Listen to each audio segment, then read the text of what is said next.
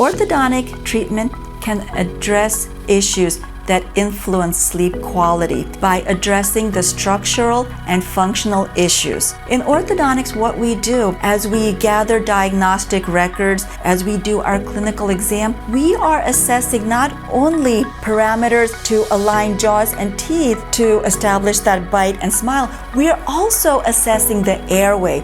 If both jaws or one jaw is seated way far back, it could potentially encroach upon the airway space. If the jaws are constricted, that could reduce and constrict the airway space. So we are looking at those parameters. Furthermore, we are looking and assessing functional issues. If a patient has mouth breathing issues, if a patient has a tongue thrust, if a patient has restricted airflow through the nasal passages, we can help identify those issues and we can refer these patients to the correct healthcare provider, be it a sleep physician, an ENT physician, so that they can do further medical testing to get the diagnosis.